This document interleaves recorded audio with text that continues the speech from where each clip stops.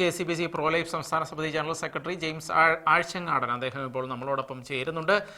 നമുക്കറിയാം, കേന്ദ്ര സർക്കാർ പലപ്പോഴും പറയുന്നുണ്ട് ജനസംഖ്യയാണ് നമ്മുടെ സമ്പത്ത്, യുവജനങ്ങളാണ് നമ്മുടെ സമ്പത്ത് എന്നെല്ലാം പറയുന്നുണ്ട്. പല കാര്യങ്ങളിലും അത് ഒരുപാട് ശരിയായി നമുക്ക് കാണാവുന്നതാണ്. ചൈനയൊക്കെ എത്രത്തോളം ജനസംഖ്യ ഇല്ലാഞ്ഞിട്ട് ഇപ്പോൾ ബുദ്ധിമുട്ടിക്കൊണ്ടിരിക്കുകയാണ് എന്നുള്ളത് നമ്മൾ കാണുന്നുണ്ട്. റഷ്യയുടെ നയങ്ങൾ നമ്മൾ കാണുന്നുണ്ട്. യൂറോപ്പിൻ്റെ ജനസംഖ്യ ഇടിഞ്ഞുപോയി, ഇപ്പോൾ തിരിച്ചു വരാൻ പോലും കഴിയാത്ത അവസ്ഥകളെല്ലാം നമ്മൾ കാണുന്നുണ്ട്. അപ്പോൾ ശരിക്കും സർക്കാരുകൾ ഇത് ഒരു അസറ്റാണ് ജനസംഖ്യ എന്ന് പറയുമ്പോഴും നിയമങ്ങളും ആ വഴിക്കുള്ള കാര്യങ്ങളുമെല്ലാം ഇപ്പോഴും പുറകിൽ ലാഗ് ചെയ്യുന്ന ഒരു അവസ്ഥയിലാണ് എന്ന് തോന്നുന്നുണ്ടോ? എങ്ങനെയാണ് നമുക്ക് മനസ്സിലാക്കാൻ കഴിയുക? തീർച്ചയായിട്ടും ഈ സുപ്രീം കോടതി വിധി ഇവിടെയുള്ള പ്രോലൈഫേഴ്സിനെ സംബന്ധിച്ച് സ്വാഗതാർഹമാണ്. കാരണം കാലങ്ങളായിട്ട് പല സംസ്ഥാനങ്ങളിലും, കേരളം ഉൾപ്പെടെയുള്ള സംസ്ഥാനങ്ങളിലെ 2 പ്രസവങ്ങൾക്ക് മാത്രമാണ് പ്രസവാവധി അനുവദിച്ചു വരുന്നത്. ഇത് ഫലത്തിൽ ഇപ്പോഴുള്ള സ്ത്രീകൾ മെജോറിറ്റിയും ഭൂരിഭാഗം പേരും തൊഴിൽ ചെയ്യുവാനായിട്ട് ആഗ്രഹിക്കുന്നവരാണ്. അങ്ങനെ വരുമ്പോൾ സ്ത്രീകൾ പ്രസവിക്കുവാനായിട്ട് തടസ്സം നിൽക്കുന്ന ഒരു സംഗതി ഇതായിരുന്നു. കാരണം അവരുടെ ജോലി നഷ്ടപ്പെടും, അതല്ലെങ്കിൽ ജോലിയിൽ നിന്ന് വിരമിക്കേണ്ട അവസ്ഥ വരുന്നു എന്നുള്ളതാണ്. അപ്പോഴ് ചൈന ഉൾപ്പെടെയുള്ള പല യൂറോപ്യൻ രാഷ്ട്രങ്ങളും ഇന്ന് മക്കൾ ഉണ്ടാകുവാനായിട്ട് പ്രോത്സാഹനം നൽകുന്ന ഒരു കാലഘട്ടത്തിൽ കൂടെയാണ് നാം കടന്നു പോവുക.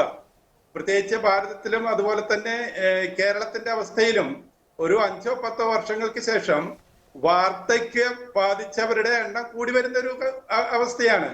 ഈ തരുണത്തില് ജോലി ചെയ്തുകൊണ്ട് തന്നെ മക്കളെ ജനിപ്പിച്ച് വളർത്തുവാനായിട്ട് ആഗ്രഹിക്കുന്ന സ്ത്രീകളെ സംബന്ധിച്ച് വളരെ ആഹ്ലാദകരമായിട്ടുള്ള ഒരു വിധിയാണ് സുപ്രീം കോടതി വിധിച്ചിരിക്കുന്നത്. ശരിക്കും ഈ ഒരു വിധി കൊണ്ട് മാത്രമായില്ല, ഈ വിധിക്ക് അനുസരിച്ച് എല്ലാ സംസ്ഥാനങ്ങളും, കേരളം ഉൾപ്പെടെയുള്ള എല്ലാ സംസ്ഥാനങ്ങളും ഇത്തരത്തിൽ മക്കളുടെ എണ്ണം നോക്കാതെ തന്നെ പ്രഗ്നന്റ് ആയിട്ടുള്ള എല്ലാ സ്ത്രീകൾക്കും പ്രസവാവധി നൽകണമെന്നാണ് നമ്മൾ ആവശ്യപ്പെടുക.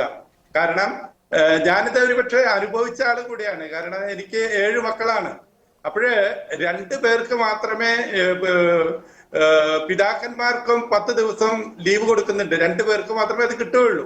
അപ്പോൾ ഈ 2 പേര് കഴിഞ്ഞപ്പോൾ ഇത് കിട്ടാത്തൊരവസ്ഥ വരുന്നു എന്നുള്ളതാണ്. അപ്പോൾ സ്വാഭാവികമായിട്ടും കേരളത്തിലും അതുപോലെ തന്നെ മറ്റു സംസ്ഥാനങ്ങളിലും ഈ സുപ്രീം കോടതി വിധിക്കനുസരിച്ച് ഒരു നിയമ ഭേദഗതി വരുത്തുകയാണെങ്കിൽ അത് ഏറ്റവും ആഹ്ലാദകരമായിട്ടുള്ള, അതല്ലെങ്കിൽ ഏറ്റവും കാലഘട്ടത്തിനനുസരിച്ച് ഇപ്പോഴത്തെ സാമൂഹിക വ്യവസ്ഥിതിക്ക് അനുസരിച്ച്, അതല്ലെങ്കിൽ ഇനിയുള്ള സാമ്പത്തിക, സാമൂഹിക, സാംസ്കാരിക രംഗങ്ങളുടെ വളർച്ചയ്ക്ക് വേണ്ടിയിട്ട് ഇത്തരത്തിലൊരു പ്രോത്സാഹനം നൽകേണ്ടത് കൂടെയാണ്. എന്ന് പറഞ്ഞാല് ഇപ്പോൾ ഭാരതമാണ് ലോകത്തെ ജനസംഖ്യയിൽ മുന്നിട്ട് നിൽക്കുന്നതെങ്കിലും 5-10 വർഷങ്ങൾക്ക് ശേഷം ഈ ഭാരത ജനതയിൽ, പ്രത്യേകിച്ച് കേരളത്തിൽ, യുവജനതയുടെ എണ്ണം കുറഞ്ഞു വരുമെന്നുള്ളതാണ്. അതായത് പ്രായമായവർ കൂടി വരും. അങ്ങനെ വരുമ്പോൾ അവരെ നോക്കുവാനുള്ള മാനവ വിഭവശേഷി ഇവിടെ ഉണ്ടാകേണ്ടത് അനിവാര്യമാണ്.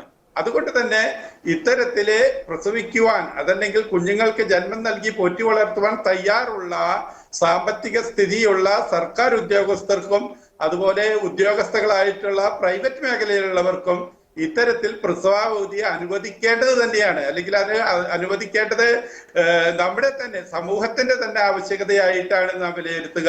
അതുകൊണ്ട് ഈ ഒരു വിധി KCBC പ്രോലൈഫ് സമിതി മാത്രമല്ല, പ്രോലൈഫേഴ്സ് ആയിട്ട് അല്ലെങ്കിൽ ജീവന് വേണ്ടി നിലനിൽക്കുന്ന എല്ലാവർക്കും സ്വീകാര്യമായിട്ടുള്ള, പ്രത്യേകിച്ച് സ്ത്രീജനങ്ങൾക്ക് സ്വീകാര്യമായിട്ടുള്ള ഒരു വിധിയായിട്ടാണ് ഞാൻ കണക്കാക്കുക. അതിനനുസരിച്ച് എല്ലാ ഇടങ്ങളിലും ഇത്തരം നിയമ ഭേദഗതികൾ കൂടെ വരുത്തണമെന്നും കൂടെ ഈ സമയം അഭ്യർത്ഥിക്കുകയാണ്. വളരെ നന്ദി അങ്ങ് ഞങ്ങളോട് ഈ വിഷയവുമായി ബന്ധപ്പെട്ട് പ്രതികരിച്ചതിന്. KCBC പ്രോലൈഫ് സമിതി ജനറൽ സെക്രട്ടറി ജെയിംസ് ആഴ്ചങ്ങാടൻ അദ്ദേഹമാണ് ഇപ്പോൾ നമ്മളോട് ഈ വിഷയവുമായി ബന്ധപ്പെട്ട് പ്രതികരിച്ചത്. വളരെ നന്ദി ഞങ്ങളോട് പ്രതികരിച്ചതിന്.